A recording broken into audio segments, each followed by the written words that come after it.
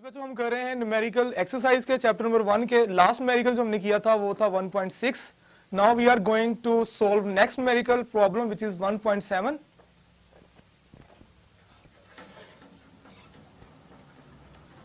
One point seven की जो numerical statement है आपकी बुक के अंदर, show that the expression v f equals v i plus a t is dimensionally correct where vi is the velocity at time equals 0, a is an acceleration and vf is the velocity at time t।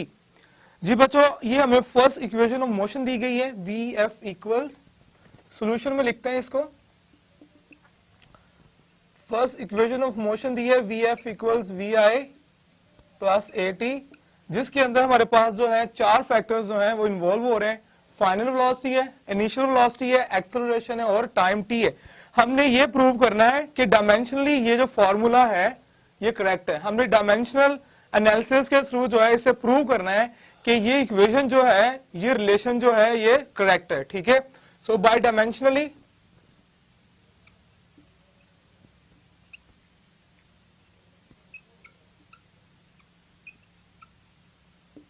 Let's prove it। let's prove it। Left hand side लेते हैं सबसे पहले। Left hand side में final velocity है बच्चों, तो final velocity की dimension जो है हमें पता है, वेलोसिटी क्या होती है मीटर पर सेकंड, मीटर के लिए लेंथ l और सेकंड के लिए टाइम इनवर्स।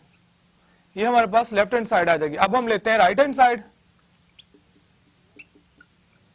तो राइट हैंड साइड में हमारे पास है v i plus a t. ठीक है, अब यहां पे हमारे पास जो वी आई है उसको अगर देखें, ये हमारे पास क्या, लेंथ पर इनवर्स प्लस एक्सेलरेशन क्या होता है, मीटर पर सेकंड स्क्वायर, और साथ में टाइम आ जाएगा। और यहां पे टाइम हमारे पास क्या है, सेकंड। जी बच्चों, ये डायमेंशन लिख दी हमने इनिशियल वेलोसिटी की, ये डायमेंशन लिख दी हमने एक्सेलरेशन की, और साथ ही जो मल्टीप्लाई हो रहा है टाइम टी। इसको थोड़ा सोल्व करते हैं।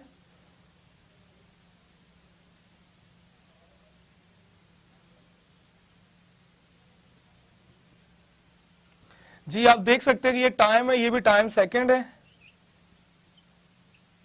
ये भी क्या हो जाएगा, पर सेकंड हो जाएगा। ठीक है, अब आपके पास ये प्लस की है, ये लेफ्ट हैंड साइड है, ये हमारे पास क्या है, राइट हैंड साइड है। आप देख सकते हो तीनों में जो कॉमन फैक्टर्स आ रहा है वो हमारे पास कौन सा आ रहा है, लेंथ पर सेकंड, यानी कि मीटर पर सेकंड। इधर भी हमारे पास क्या है, मीटर पर सेकंड, और ये भी क्या आ गया हमारे पास, मीटर पर second.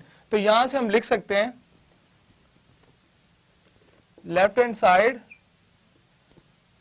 Equal right hand side. यहां पे ये 2 टाइम आ रहा है, 2 क्योंकि हमारे पास कांस्टेंट होता है। अगर इसको हम लिखे भी तो ये हमारे पास 2 टाइम आ रहा है बच्चों। तो ये 2 जो है ये वैसे भी प्रोपोर्शनलिटी कांस्टेंट के तौर पे यूज होगा। ठीक है, क्योंकि जब इसे खत्म करेंगे 2 हमारे पास एज अ कांस्टेंट के तौर पर आता है, और जो कांस्टेंट होता है उसकी कोई डायमेंशन नहीं होती, इसीलिए लेफ्ट हैंड साइड इक्वल आ गई हमारे पास राइट हैंड साइड। ठीक है, तो इस तरह हम कहते हैं कि डायमेंशनली जो है ये फॉर्मूला जो है ये क्या है, करेक्ट है। अगर हम टाइम टी 0 के ऊपर भी लेते हैं, अगर इसको हम एट टाइम टी 0 ले लेते हैं, इसको भी अगर 0 कर दे तब भी हमारे पास एक आंसर आ जाता है। उस तरीके से भी हमारे पास दोनों साइड्स क्या है, वो सेम हो जाती है। अगर हम 2 को जो है एज अ कांस्टेंट ले लेते हैं किसी भी रिलेशन के अंदर, ये हमारे पास कांस्टेंट है, तो कांस्टेंट की कोई डायमेंशन नहीं होती, देन हमारे पास लेफ्ट हैंड साइड तब भी इक्वल आ जाती है किसके, राइट हैंड साइड के।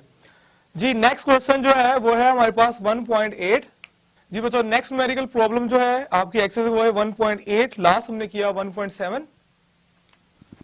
1.8 जी 1.8 की जो स्टेटमेंट है, the speed v of a sound wave through a medium may be assume to depend on a the density rho of the medium, b its modulus of elasticity, e which is the ratio of the stress to strain, deduce the method of dimensions, the formula for the speed of sound। जी बच्चों, speed of sound का formula जो है आपने Newton ने जो speed of sound का formula हमने पढ़ा था वो हमने रिड्यूस करना है by using the dimensional analysis. यहाँ पे हमें स्पीड ऑफ v दी गई है, सॉल्यूशन के अंदर लिखेंगे हमने स्पीड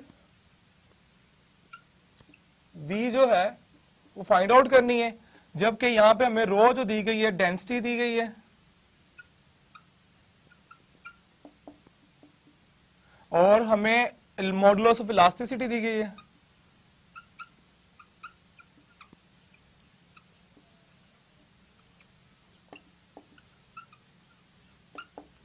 वो ई दी गई है। ठीक है बच्चों, ये तीन चीजें हमें दी गई हैं। हमने डायमेंशनल एनालिसिस के थ्रू जो है स्पीड निकालनी है साउंड की। तो इसको सोल्व करने लिखेंगे हम बाय डायमेंशनल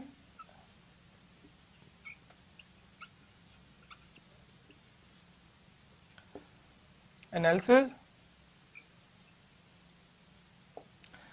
अब बच्चों इसको हम लिखेंगे v is directly proportional to rho, इसके ऊपर कोई फैक्टर ले लेंगे हम a मल्टीप्लाई इलास्टिसिटी, कोई फैक्टर ले लेंगे इसके ऊपर b। जब ये प्रोपोर्शनलिटी हमने खत्म करनी है तो प्रोपोर्शनलिटी कांस्टेंट, कोई भी कांस्टेंट हम लिख लेते हैं यहां पे, आप इसे लिख ले कांस्टेंट, और ये आगे रो a और ये इलास्टिसिटी एक्सपोनेंट b। अब हमने करना क्या है, हमने ये a और b जो है इनको फाइंड आउट करना है। जब इनके एक्सपोनेंट आ जाएंगे तो तब हमें पता चल जाएगा कि b जो है ये क्या बन रहा है फॉर्मूला इसका। सबसे पहले हम डायमेंशनल एनालिसिस के थ्रू निकालते हैं v हमें पता स्पीड होती है। लेफ्ट हैंड साइड लेते हैं, तो लेफ्ट हैंड साइड में डायमेंशनल एनालिसिस के थ्रू जो है v this is a speed, और यह क्या होती है मीटर पर सेकंड, यानी मीटर लेंथ, और पर सेकंड टाइम इनवर्स। ये आ गया हमारे पास स्पीड। अब हम लेते हैं राइट हैंड साइड। तो राइट हैंड साइड में हमारे पास दो क्वांटिटी आ रही है, एक आ रही है डेंसिटी, दूसरी आ रही है मॉडुलस ऑफ इलास्टिसिटी। तो डेंसिटी के लिए हम देखते हैं। अब बच्चों डेंसिटी हमारे पास क्या होती है, mass per unit volume, mass per unit volume होती है। तो मैस के लिए m और वॉल्यूम के लिए हम L क्यूब लेंगे, 3 लेंथ्स होती हैं। तो इसको जब सिंगल डायमेंशन में लिखेंगे तो m L क्यूब इनवर्स आ जाएगा। ये आ गई डायमेंशन किसकी, रो यानी डेंसिटी की। नेक्स्ट जो डायमेंशन हम निकालते हैं वो है इलास्टिसिटी। मॉडुलस ऑफ इलास्टिसिटी बच्चों आपके पास रेशियो होती है स्ट्रेस टू स्ट्रेन की, स्ट्रेस टू स्ट्रेन। अब स्ट्रेस जो है वो भी हमें पता है क्या होता है, स्ट्रेस हमें पता है फोर्स पर यूनिट एरिया। ठीक है, जबकि स्ट्रेन जो होती है वो दो सेम क्वांटिटी की रेशियो होती है, change in volume over strain जो है, क्योंकि हम यहां पे ले रहे हैं एयर की एग्जांपल स्पीड ऑफ साउंड की। जो जब साउंड वेव जो है एयर में से पास आउट होती हैं तो जो एयर का वॉल्यूम होता है, कहीं पे कंप्रेशन आता है, कहीं पे रेयरफेक्शन आता है। ठीक है, so due to the compression and rarefaction उसका वॉल्यूम चेंज होता है। तो strain is change in volume per unit volume. ठीक है, तो ये वॉल्यूम और वॉल्यूम जो है ये कैंसल आउट हो जाती है, इसका कोई यूनिट नहीं होता, इसलिए इसको हम निग्लेक्ट करेंगे। तो जस्ट जो स्ट्रेस है उसकी डायमेंशन हम जो है वो यूज करेंगे as a dimension of the elasticity modulus. तो अब हम करते हैं जी E की डायमेंशन निकालते हैं विच इज इलास्टिसिटी मॉडुलस। तो E की dimension force per unit area. अब बच्चों फोर्स क्या होती है, MA। ठीक है, और एरिया हमारे पास लेंथ इनटू लेंथ। तो M हमें पता है मैस है, इसकी डायमेंशन आएगी। A हमारे पास क्या होता है, मीटर पर सेकंड स्क्वायर, मीटर के लिए लेंथ, पर सेकंड स्क्वायर के लिए टाइम इनवर्स। और नीचे क्योंकि एरिया था लेंथ इनटू लेंथ यानी कि L स्क्वायर। तो इसकी जब हम सिंगल डायमेंशन लिखेंगे M वैसे आ जाएगा। अब बच्चों ये ऊपर L जो है न्यूमरेटर के अंदर उसका जो एक्सपोनेंट है वो 1 है, नीचे वाले का 2 है। तो 1 minus 2 L square L inverse हो जाएगा, और ये T इनवर्स स्क्वायर जो है एज इट इज। अब ये हमारी राइट साइड की जो है डायमेंशंस आ गई हैं, इलास्टिसिटी ऑफ मॉडुलस की और डेंसिटी की। अब हमने इनको क्या करना है, कंपेयर करना है। इसको आप इक्वेशन नंबर 1 कह लें लेफ्ट हैंड साइड को, और ये लेफ्ट हैंड साइड और राइट साइड को आप इक्वेशन नंबर 2 कह लें। तो यहां पे हम लिखेंगे कंपेयरिंग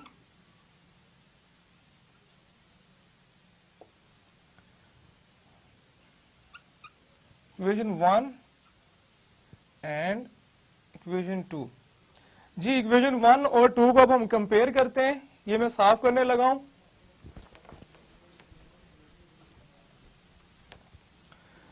जी इनको कंपेयर करते हैं। लेफ्ट साइड जो थी 1 की वो थी टाइम इनवर्स टू दिस, और ये दो थी प्रोडक्ट लेंगे इनका, यहां पे सम कांस्टेंट,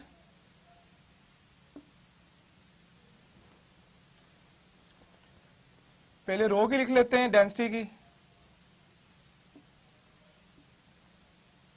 और साथ में लिखते हैं जी मॉडुलस ऑफ इलास्टिसिटी की।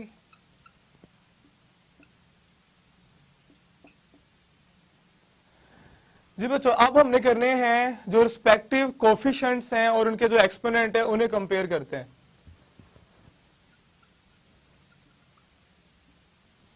कंपेयरिंग एक्सपोनेंट्स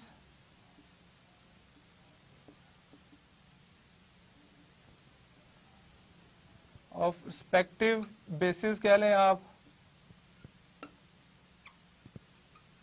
ये जो बेसिस है इनके रिस्पेक्टिव जो एक्सपोनेंट से उनको कंपेयर करते हैं। सबसे पहले लेंथ को लेते हैं हम। तो इधर लेफ्ट साइड पे लेंथ है, इसकी पावर वो 1 है। इधर हमारे पास लेंथ जो है वो आ रही है -3 और -1।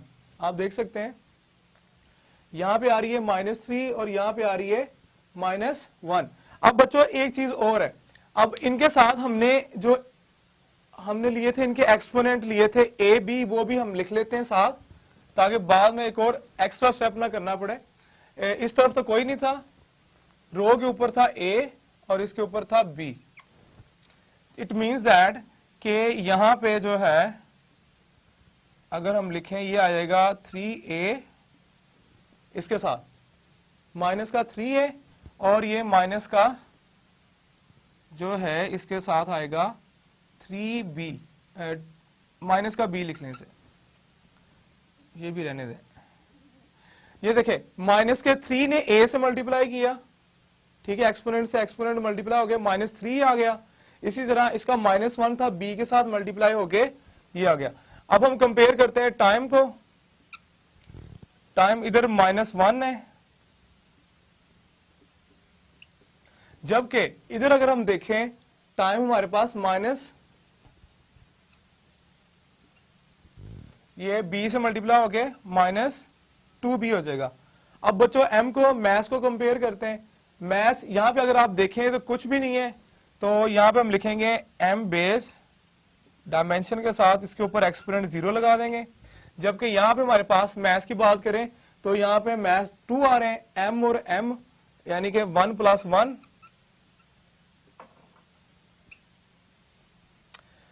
जी अब हमने क्या करना है, इनकी बेसिस को रिस्पेक्टिवली कैंसिल करके इनके जो वेरिएबल्स हैं यहां से इनकी वैल्यू निकालनी है, वैल्यूएट करना है।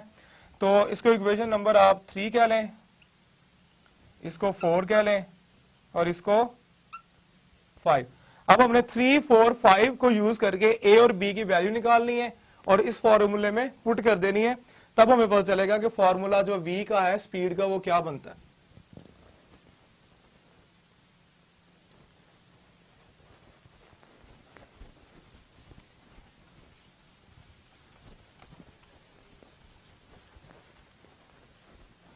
चले कंपेयर करके इनकी जो है एक्सपोनेंट्स उनको निकालते हैं। Form equation 1। इक्वेशन 1 से देखिए आप कि -3a -3b इक्वल आ रहा है 1 के, ठीक है। इसे इक्वेशन नंबर 6 कह लें।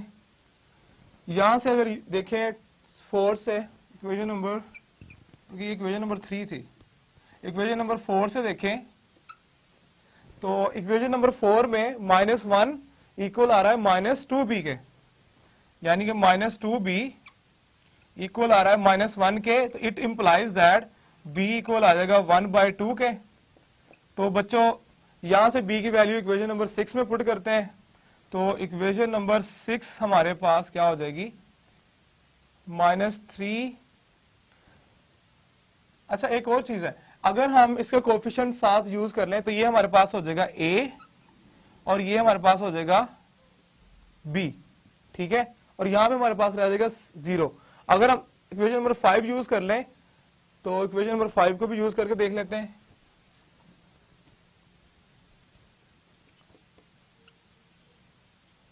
इक्वेशन नंबर 5 में a प्लस b इक्वल क्या आ रहा है 0 के, तो यहां पे बच्चों आप b की वैल्यू पुट कर दो। ये b की वैल्यू जो है यहां पे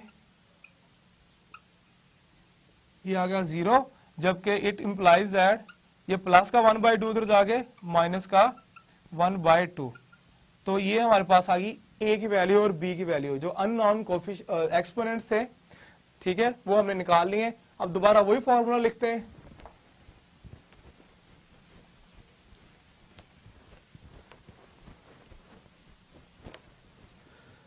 जी बच्चों, formula v speed equal some constant into rho a modulus of elasticity b। तो इनकी वैल्यू पुट करते हैं a और b की। रो एज इट इज, a की वैल्यू हमने निकाली -1/2, इलास्टिसिटी b की वैल्यू हमने निकाली 1/2, इसकी -1/2, इसकी 1/2। तो बच्चों इसको हम लिख सकते हैं कांस्टेंट, ठीक है। ये -1/2 है, ये +1/2 है, ये माइनस नीचे है क्या हो जाएगी +1/2, तो इसको भी लिखेंगे रो अंडर रूट। अब दोनों के ऊपर सेम जो है वो एक्सपोनेंट आ रहा है, यानी कि इनका रेडिकेंट सेम है। जब इसका इनका रेडिकल सेम है तो इनका कॉमन रेडिकल लिख देते हैं हम E ओवर रो। तो बच्चों ये वो फॉर्मूला है जो कि न्यूटन ने डिड्यूस किया था to find out the speed of sound in the air. तो इस तरह जो है बाय डायमेंशनल एनालिसिस आपने इस न्यूमेरिकल एग्जांपल को, बल्कि इस क्वेश्चन को जो है आपने सोल्व करना है। नेक्स्ट जो न्यूमेरिकल है आपका वो है न्यूमेरिकल नंबर 9, उसको देखते हैं।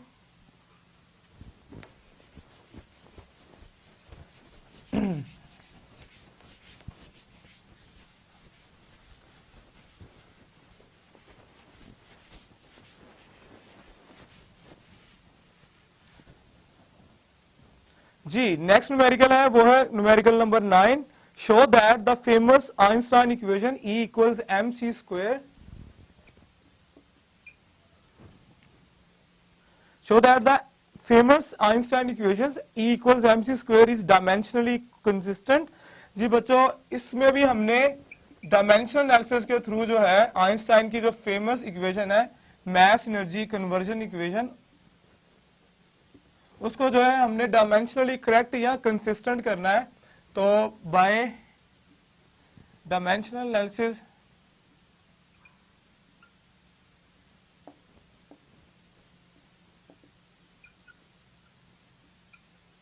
जी यहां पे लिखेंगे by dimensional analysis. Left hand side लेते हैं सबसे पहले। जी बच्चों, लेफ्ट हैंड साइड में हमारे पास आ रही है एनर्जी।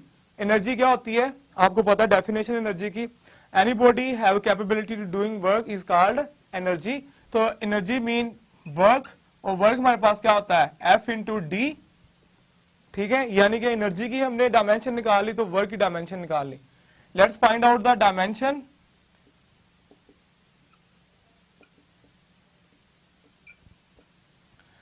जी इसकी डायमेंशन निकाल लेते हैं। फोर्स हमें पता है ma होती है, यानी कि मास, और a एक्सेलरेशन मीटर पर सेकंड स्क्वायर, और ये डिस्टेंस जो है ये भी मीटर में लेंगे, लेंथ होती है भी। अब इसकी जो सिंगल डायमेंशन आ जाएगी मास, बच्चों ये लेंथ से लेंथ स्क्वायर हो जाएगा, और ये टाइम इनवर्स स्क्वायर।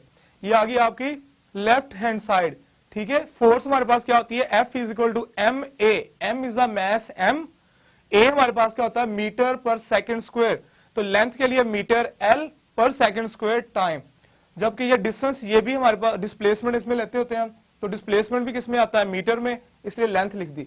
अब ये कंबाइन करके लिख दिया इनको, m as it is, L से L स्क्वायर हो जाएगा, और T inverse square as it is. अब हम लेते हैं राइट हैंड साइड। जी राइट हैंड साइड में हमारे पास है m mass और c square which is the velocity of the, which is the speed और velocity of the light. So इसको भी हम कंसिस्टेंट करते हैं। मास m के साथ, और वेलोसिटी आपको पता है बच्चों मीटर पर सेकंड होती है, और इसके ऊपर आ रहा है square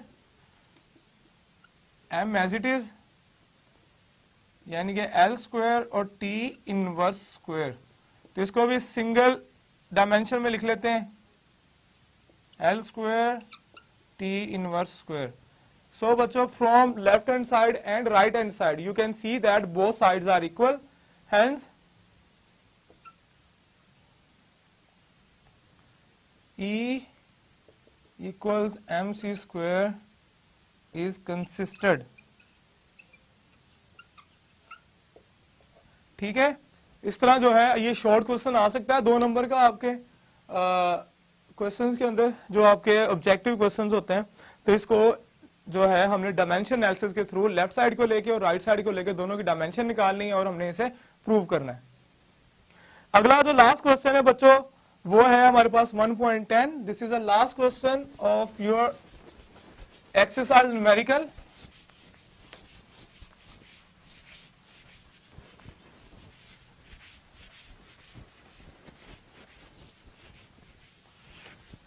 ji last question 1.10।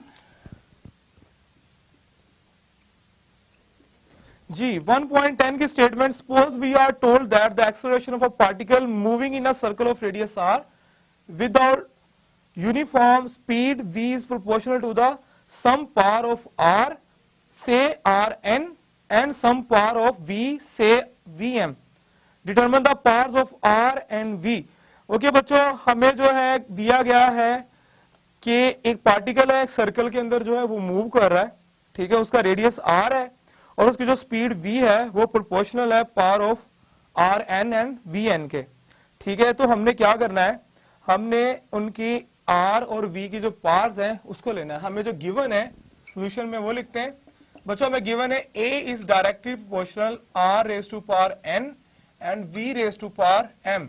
We will have to find out n and m।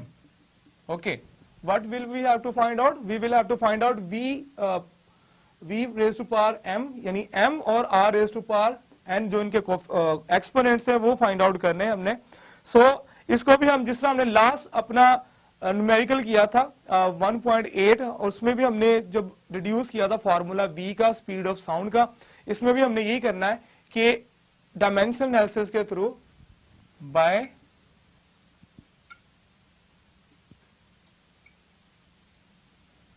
Dimensional analysis. अब बच्चों इसको लिखेंगे a इक्वल्स सम कांस्टेंट, ठीक है, r raise to power n and v raise to power m। ठीक है, पहले लेते हैं हम लेफ्ट हैंड साइड, या आप इसको डायरेक्ट भी कर सकते हो। लेफ्ट हैंड साइड की हम पहले डायमेंशन निकालते हैं एक्सेलरेशन की। तो एक्सेलरेशन की डायमेंशन में पता मीटर पर सेकंड स्क्वायर होता है, तो मीटर के लिए लेंथ पर सेकंड स्क्वायर यानी कि टाइम इनवर्स स्क्वायर। फिर लेते हैं right hand side. Right hand side में हमारे पास आ रहा है सबसे पहले r, ठीक है, उसके ऊपर आ रहा है n। तो इसकी भी डायमेंशन लिखनी चाहे तो n बाद में भी लिख सकते हैं आप, साथ भी लिख सकते हैं। r हमारे पास क्या होता है, ये डिस्टेंस है, रेडियस ऑफ अ सर्कल है, तो इसे मीटर में लेंगे तो l raise to power n। ठीक है, इसी तरह बच्चों दूसरी जो आ रही थी हमारे पास वो थी राइट हैंड साइड की v जो थी वो है स्पीड ऑफ अ पार्टिकल। तो स्पीड का आपको पता है क्या होता है, मीटर पर सेकेंड, यानी मीटर पर सेकेंड और इसके ऊपर रेज टू पावर यानी एक्सपोनेंट m आ गया। अब बच्चों हम कंपेयर करते हैं, इसे इक्वेशन नंबर 1 कह लो, इसे इक्वेशन नंबर 2 कह लो। Comparing equation 1 and 2।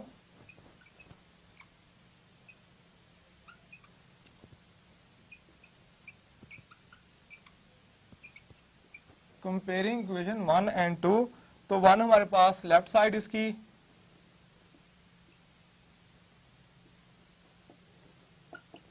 जबकि राइट साइड की हमारे पास